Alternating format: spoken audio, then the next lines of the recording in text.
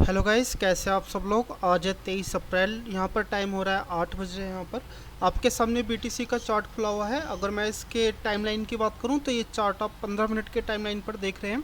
तो इस 15 मिनट के टाइमलाइन पर जो सपोर्ट बन रहा है वो है 92,672 का।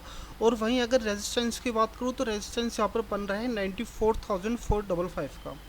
तो यहाँ पर हुआ क्या है कि सपोर्ट के आसपास मार्केट यहाँ पर सेलिंग के मोड में था, ठीक है। एंड देन फिर जैसे ये सपोर्ट के आसपास आता है, जस्ट इस ब्लू लाइन से टच होते हैं यहाँ पर बायर्स के यहाँ पर एंट्री होती है। एंड देन आपको यहाँ पर एक स्पाइक बनता दिख ही रहा है, ठीक है। तो इसलिए तभी कहते हैं कि कभी भी सपोर्ट पर ना बाय करो और ना ही सेल करो, आप वहाँ पर न्यूट्रल की पोजीशन बनाए रखो। तो फिर चलिए आइए चलते हैं 5 मिनट के टाइम फ्रेम पर और देखते हैं कि 5 मिनट के टाइम फ्रेम पर चीज़ें चल कैसी रही हैं। तो देखिए 5 मिनट के टाइम फ्रेम पर यहाँ पर आपको एक 5 मिनट के कैंडल पे एक अच्छी खासी मारी बुजू देखने को मिल रही है, लेकिन जस्ट उसकी सेकंड कैंडल पे यहाँ पर कुछ ज़्यादा खास मूवमेंट देखने को नहीं मिल रही है। 5 मिनट की कैंडल पे यहाँ पे 3.5 मिनट आसपास गुजर चुके हैं और कुछ मोमेंटम यहाँ पर नहीं है। तो यहाँ पर आप ट्रेडिंग के लिए क्या देख रहे हो, आपको पॉइंट ऑफ व्यू क्या है। तो देखिए यहाँ पर अभी आपको न्यूट्रल रहना चाहिए, कोई आपको ट्रेड एग्जीक्यूट नहीं करनी चाहिए, ठीक है। ये अभी न्यूयॉर्क टाइम है और न्यूयॉर्क टाइम पे मार्केट में मूवमेंट बहुत अच्छी खासी होती है, ठीक है। तो जस्ट अभी वॉच कीजिए, देखते रहिए। एंड देन थोड़ा सा यहाँ पर मार्केट को कंसोलिडेशन करने दीजिए, ठीक है। जब भी कंसोलिडेशन के बाद कुछ अच्छे मार्केट में लेवल्स निकलेंगे, कुछ अच्छी चीज़ें देखने को मिलेंगी, कुछ अच्छे पैटर्न्स यहाँ पर देखने को मिलेंगे, तो मैं आपको वहाँ पर इन्फॉर्म करता हूँ। तो फिर चलिए अब मिलते हैं किसी ट्रेडिंग सेटअप पर।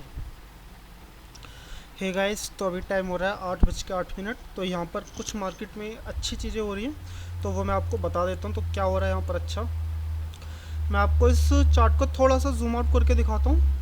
तो देखो हुआ क्या था कि मार्केट में यहाँ पे एक अच्छी खासी सेलिंग आई थी। एंड देन एक यहाँ पर एक सपोर्ट था 92,672 पर, और इस सपोर्ट पर मार्केट में आती है बाइंग, ठीक है। एंड देन बाइंग के बाद यहाँ पर 3 कैंडल फॉर्म हो चुकी है, लेकिन सबसे बड़ी प्रॉब्लम क्या है, ये 3 कैंडल्स के अंदर आपको स्पाइक्स देखने को मिल रही है, ठीक है। एंड देन जहाँ पर भी स्पाइक्स देखने को मिलते तो वहाँ पर जो मामला होता है वो काफ़ी ऐसे ही होता है, 50-50 वाला चांस होता है कि 50% चांस होता है कि शायद मार्केट नीचे की तरफ चला जाए और 50% चांस होता है कि कुछ ऊपर की तरफ भी चला जाए। तो यहाँ पर मार्केट एक तरह से कंसोलिडेशन में है। देखो, अगर इस वाली कैंडल में अगर स्पाइक नहीं देखने को मिलती है ना, एंड देन इसकी जो बॉडी होती वो थोड़ी सी अच्छी मिलती, मतलब कि थोड़ी सी बड़ी एक मारी बुजू कैंडल में क्लोजिंग होती, तो यहाँ पर हम एक सेल की तरफ हम ट्रेड लेते। लेकिन सबसे बड़ी प्रॉब्लम क्या है कि सिर्फ एक सिंगल कैंडल के अंदर ही ये तीनों कैंडल आ चुकी हैं, ठीक है। तो यहाँ पर मेरा जो प्लान है वो नीचे की तरफ सेलिंग का है, ठीक है। लेकिन प्रॉब्लम क्या है, प्रॉब्लम वही है कि भाई कैंडल्स का साइज़ बहुत छोटा छोटा है, एंड देन स्पाइक्स यहाँ पर काफ़ी लंबी है। तो फिर भी देखो, मैं यहाँ पर एक ट्रेड लूँगा सेल की तरफ, ठीक है। एसएल मेरा होगा यहाँ पर।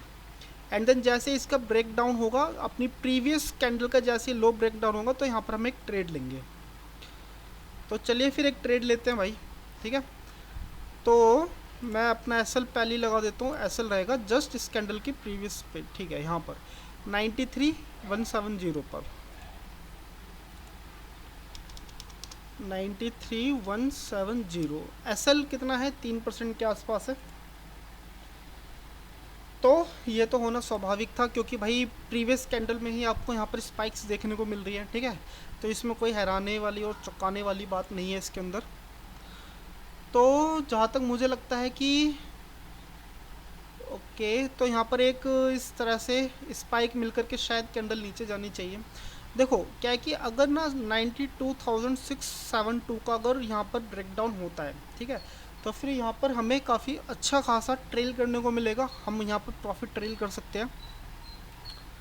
तो फिर चलिए, अभी तो इस कैंडल की क्लोजिंग में भाई 4 मिनट के आसपास का टाइम है, बहुत होते हैं 4 मिनट। तो इस ट्रेड को आप एंजॉय कीजिए, तो मिलते हैं अब 4 मिनट बाद।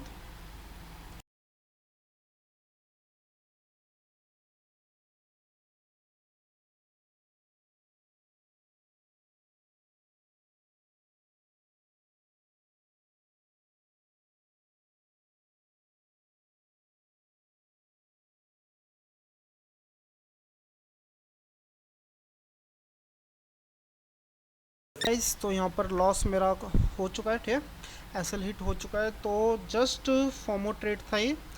तो यहाँ पर आप याद रखिए कि फोमो ट्रेड्स मत लीजिए, ठीक है, क्योंकि मार्केट में इंडिकेशंस यहाँ पर मिल रहे थे कि भाई सेलर्स यहाँ पर वीक है। जैसे कि आप ये वाली कैंडल देख सकते हैं, अंदर मैं आपसे कह रहा था कि यहाँ पर स्पाइक्स नहीं होने चाहिए थे, क्योंकि जब भी आपको स्पाइक्स देखने को मिलेंगे तो वहाँ पर चीज़ें अच्छी नहीं होती हैं, ठीक है।